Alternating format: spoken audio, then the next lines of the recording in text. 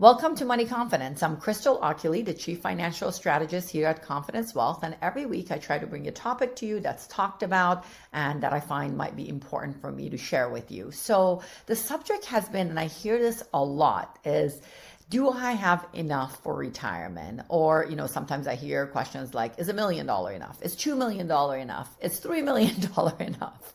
Is $10 million enough? And everyone always asks question in terms of that dollar amount. And that's really all relevant to expenditure and income. So I thought it would be a good tip to kind of go over a little bit of like, what are the things you need to think about when you think about your savings and what you need from it, so you can see, do I have enough saved up? So let's talk really quickly about an example. Let's just say Sally is trying to retire.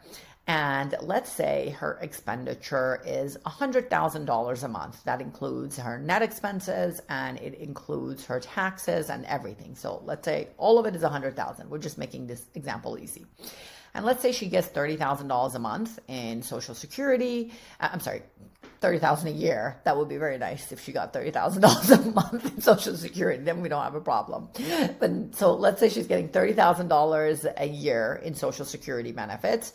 And let's say she is also getting another $40,000 from her pension. So now she has $70,000. So she needs to fulfill that $30,000 gap, and that's where her income is going to come from. So that means her investments have to come from that. So we just gave this really easy example: $100,000. She has $70,000 of income coming in. She needs to fulfill the $30,000 gap. So what amount would be enough? So you have to work it backwards and think about the rule. There used to be a rule of what was called the rule of 4% withdrawal, which meant for every $1 million, if you want your money to last you a lifetime and you're over 60, withdraw 4%. That rule, quite frankly, changed in the last few years to 3% because, and when I say few years, it even means the last decade, because of the fact that the bond market is not the same as it used to be. And when they were giving those examples, those were during the years where they were averaging all stocks at 8% and bonds always at 6%. So they were saying if you had $1 million and you drew 3%, that would, 4%, which was 40,000, that'll last you a lifetime. Now it's changed because all those numbers have changed. So now it's 3% plus throw in inflation. So that means for every $1 million, if you want your money to last you a lifetime, you should not be withdrawing more than 3%. So 30,000. So let's say in Sally's example, she is right there. She's barely at that mark that she has enough to be able to fulfill her $30,000 income needs. By the way, the lasting the money a lifetime based on the 3% didn't really mean that the principal was going to be there. This was all about that she would not run out of money. So how much is left still would all depends on all the different things that will happen in the market. But it was about that at the very least, she doesn't run out of income during her lifetime. So if now you're thinking, do I have enough for retirement? That's how you need to work it backwards. You need to say, how much have I saved up? How much do I need to withdraw? What are my other sources of income?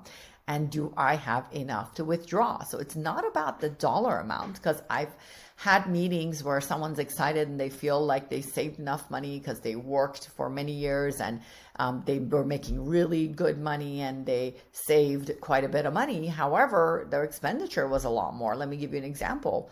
I had a couple where they had $7 million saved thinking they're going to be fine. However, what they had to withdraw was so much more significant because their expenditure and their lifestyle was on $500,000 per year. So do you really think $7 million is going to be enough and that's going to last a lifetime if their expenditure is $500,000 per year that needs to come from that investment? So this is where I say it's all relevant, right? You have to look, how much do I have? What kind of income am I getting? Where is the gap? And what do I need to fulfill? And that's how you can have a really comfortable, easy way of knowing, do I have enough money saved up? And if you don't, then it's about what do we need to do to make sure you get there, or it's about what do you need to do to adjust some things to make sure that money is able to last longer. So with that said, I hope this has helped you, that it's not about the dollar amount being a magical number for everyone. No, it's not. It's all very relevant to you specifically.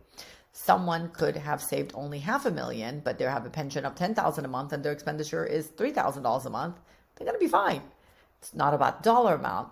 It's about the relevancy of income to what you need to withdraw from your portfolio. So hopefully this was helpful to you. If there are any questions that you have or any subjects that you like to address, don't hesitate to message me here and I'll be happy to talk about it during next week. Have a great one.